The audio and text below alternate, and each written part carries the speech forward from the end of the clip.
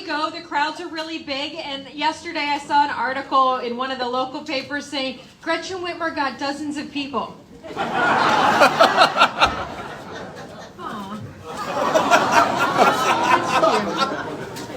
It's so cute. So we did have a couple of debates, and it sounds like some of you saw them. What you may have learned is that Gretchen Whitmer has decided to change the number of days in a month. Because your kids were only out of school for 3 months. In fact, the news just said to me just a few minutes ago, I mean, but technically that's true, right? And I was like, you're really going to carry her water on this?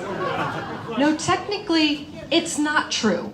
There's no technically about it. We had kids that were out of school in 2022. Think about that. Detroit, Ann Arbor, Flint, out of school in 2022 this year. So how dare she stand on that stage and be dishonest over and over again? But I mean, did we expect anything different? We've seen the last 4 years. There was this point when I called her out on the $400 checks because, you know, have you seen those commercials? Saying, I've given you this $400 check. And then I really, really didn't think she was going to take the bait on that and be like, I can't give those out. I'm like, thank you. Please take down your lying commercials.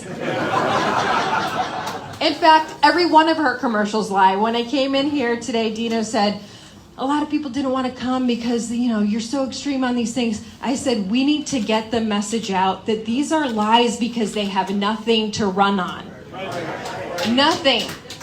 Look at where we are in education. I mean, the fact of the matter is she's going to say that she had schools shut down for 3 months. Look at the numbers. I know they're not big on true science and data, but if you look at the actual numbers of what's going on in the state of Michigan, we're in the bottom 10 in the nation for education. This is not a 4-year problem. This is a much longer problem. And when you look at who's been in government for 20 years, and then who hasn't, maybe it's time to change that out.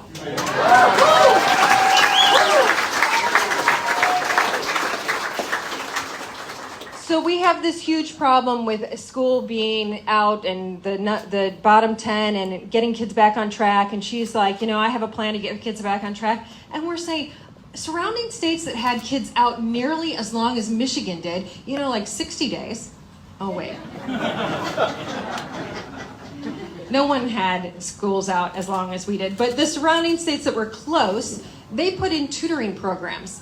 And then the news, they're still holding her water because they're like, but I mean, it would really be hard to do. Yeah, it's hard to lead. It's easy to do nothing. Let's call her out on one other point she made. Because we've had parents across the state come to us and say, we are very concerned about these books that are in school. Outraged, you know, and these are, the other side, of course, is calling you a domestic terrorist if you're upset with this. If you call out anything they're doing, then you're the problem, not them, right? So her answer to this, and I think she thought this was pretty slick, because she put it out the next day like, yeah, it's a good answer. She said, my opponent thinks books are more dangerous than guns. And I'm like, how about we protect kids from all dangers? Why do we have to choose? And she was, you know, there are 2 people on the stage that were governor, and only one was governor when we actually did have a school shooting in the state of Michigan. We had a school shooting at Oxford. And for someone to stand on the stage and have the nerve to make that comment, what has she done since that school shooting to keep our schools safe? Nothing.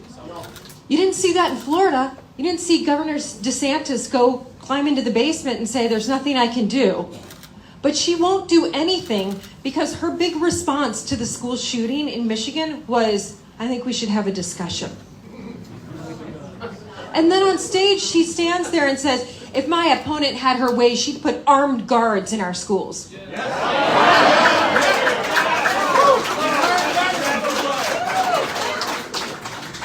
I'm pretty sure that the state police aren't blowing bubbles at people when they get close to Gretchen Whitmer. The last time I checked, they have guns. And she will gladly take armed guards for herself. But why not your children? That's right.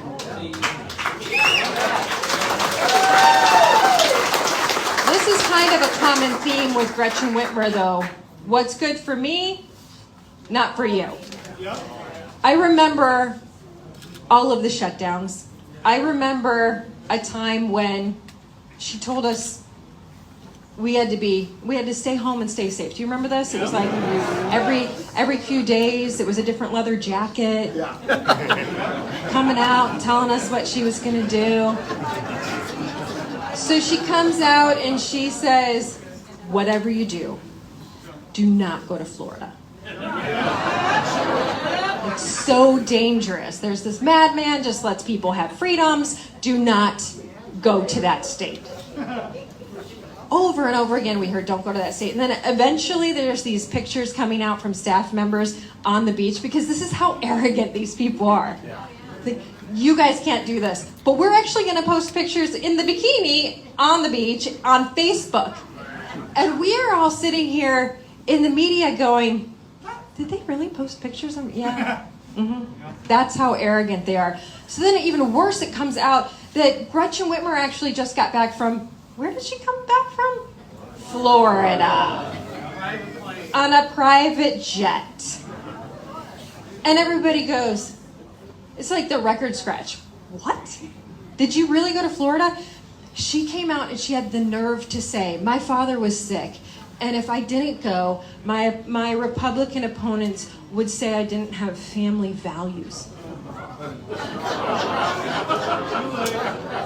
And think about this. This is after we can't have Thanksgiving. This is after we get locked out of the nursing homes. This is after children have died without parents and parents have died without children. I mean, it was pretty sick for her to come out and say that. I am one of those people who went to the nursing home, and we all know that if you're locked out of the nursing home, there's a depression problem. Everybody knows this. So we were locked out of the nursing home. My grandmother died of a broken heart. And as I've crossed the state, so many people have come to me and said, my brother, my mother, my father. And I remember at the time when they called us and they said, she's just not doing well. She's not going to make it. You have to come down and see her through the window. And I stepped back to take a picture because that was the last time my girls were going to see their great-grandmother. And my sister's there with her daughters, my 4 girls, peering through the window. And now when I look back at that picture, you see families down the line. So the sick and twisted nature of coming back from Florida and saying, my dad was sick. That's not the kind of person you want leading your state.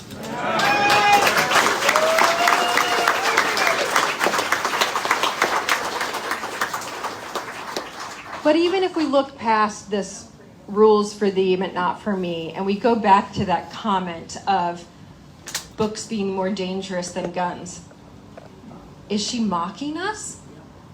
Because that seems like she doesn't think there's a reason to be concerned about pornographic books in our schools. Right. And people say, what do you mean there's pornographic books? I posted something on Facebook, and Shane Hernandez, our lieutenant governor, was like, I was blushing reading it. He said, I couldn't believe it. A couple days ago, Jamie McElvaney from Let Them Play posted something on Facebook that's in our schools, and she got suspended. That's how bad this is. But notice Gretchen Whitmer wouldn't comment on it. Wouldn't comment on it, except for the fact that she mocked me, which ultimately meant she was mocking all of you that are concerned. That's how she feels about it. So we know for sure that, like Matt DePerno said, when they're joking about this baloney, having drag queens in school, we saw that in another state recently. These things aren't jokes. They're pushing the limits, and we are going to stop the pushing.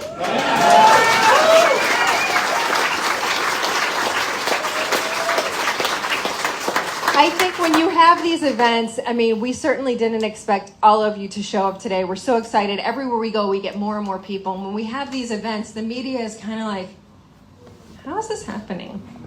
We were in the bag for Gretchen. So when I first won the primary, I had one of the guys on radio say to me, how do you think you could possibly do this? You have no name ID. Gretchen Whitmer has name ID across the entire state. You'll never be able to do this. And I said, don't worry. Everyone in the state will know my name, and Gretchen Whitmer's going to pay for it.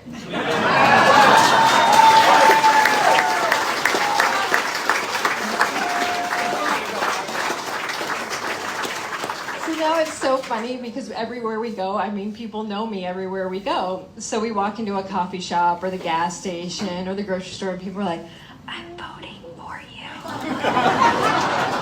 And I always think, it's been nice doing business with you, Gretchen. Because how would that have ever happened? I mean, it's so funny how things can be turned to your advantage if you have the right message. And we have the right message, because right now the state of Michigan's at a crossroads. We have got to bring education back. We can't be in the bottom 10 in the nation. And for all of these people who say to me, oh, yeah, how could you possibly think about giving parents the ability to have a decision? Look at states that do that. They're in the top 10, we're in the bottom 10. Where do you want to be? Top 10. That's right. So we changed that. How dare Barack Obama stand in the city of Detroit and mock crime? Stand in the city of Detroit and say Donald Trump is the reason we have a crime problem when he's in the second most violent city in America. They're saying to people in Michigan, just look away and vote Democrat. But they've been saying that for years. That's what they want. Do you know Garland Gilchrist walked into that rally and he said, very loudly, this is about political power. And political power comes from the city of Detroit. This is not about power, but man, that tells us a lot, doesn't it? This is about service. Good and evil. If these people understood service, we would not be in the situation we are in today in the state of Michigan.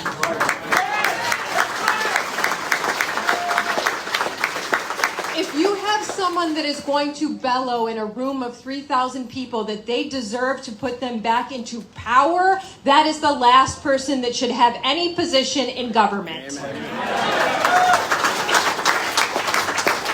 He made one other interesting comment. He said, I believe that every kid should have an excellent public education, and that starts with taking care of the adults.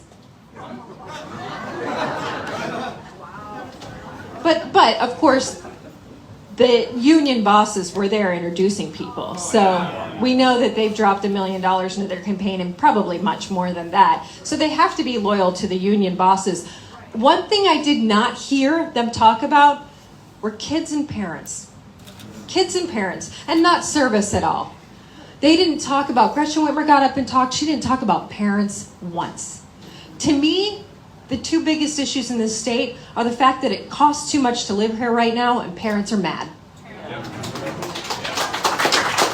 But what has she done about it? Did you hear in the debate when I said, look, she's had two opportunities to reduce the income tax. She could have reduced the retirement tax. She could have given everybody a child tax credit, and she vetoed all of those. Her veto pen is the favorite one. And she said, I didn't give those tax credits or reductions in taxes because it wouldn't have taken effect until spring of 2023. And I'm like, that's literally months away. What are you talking about? Why are you the person who gets to decide that once we're in a full-fledged recession, then we can't get money back? I mean, this is outrageous. We had the opportunity for a gas tax holiday. She vetoed that as well.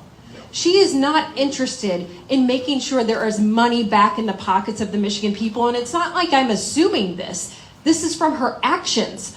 Let's face it, actions speak a lot louder than words. The roads didn't get fixed. There's no sunshine plan. I remember her saying everything's going to be transparent. Now our taxpayer dollars have gone to 2 secrecy agreements for people that really screwed up the system. Health and Human Services. And let me ask you this. When someone loses $8.5 billion in your company, what do you do to them? Yes. You don't hand that person the next level down. Hey, take a bunch of money and get out of here.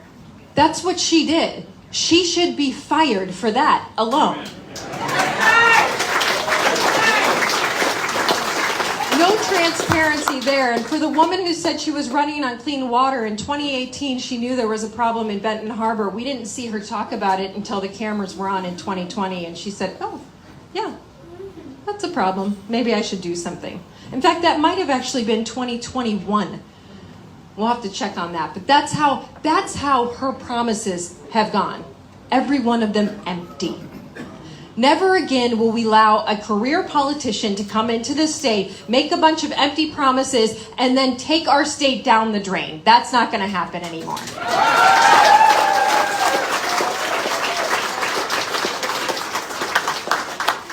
We will reduce regulation and bring back the American dream to the state of Michigan. They say, how do you think you're going to build economic development? Man, she's talking about giving people money. That's way down the line. It's way too difficult to do business in the state of Michigan. We have to fix the first problem first and then go down the line. You look at the fact that it is so hard to build a business in this state. Even if you talk to the biggest businesses, Ford, GM, Stellantis, they're like, you know, when we go to the other states, they just have this welcoming mat. They say it's going to take 30 to 60 days to get all of your permits, all of your licensing, and we've got a great place for you. You can just roll right in and we'll have a factory for you. Michigan's like, I mean, maybe it'll be 8 or 9 months. Then we'll probably send an agency in to delay it even longer.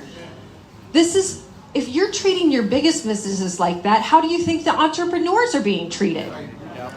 We are built on small business in this state. We will reduce regulation by 40% and we will rebuild our small businesses in this state.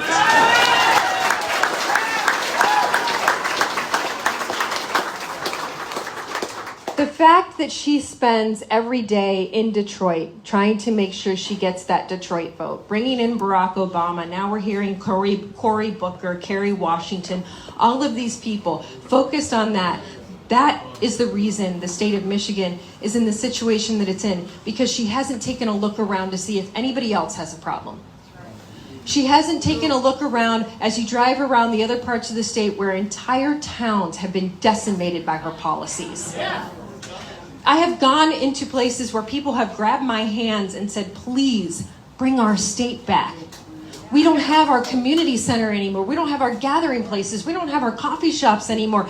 Everything is closed. And if they're open 3 days a week. She doesn't even know this. Why? Because she hasn't bothered to travel around because she doesn't care enough.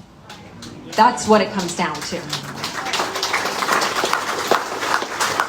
So we're not going to allow the people of Michigan to be treated like this anymore, because we have the opportunity to build back this state. We really understand what that means. It's not where you come out and you say, oh, we're going to pretend that we have this Inflation Reduction Act that's actually going to raise inflation as high as it possibly can.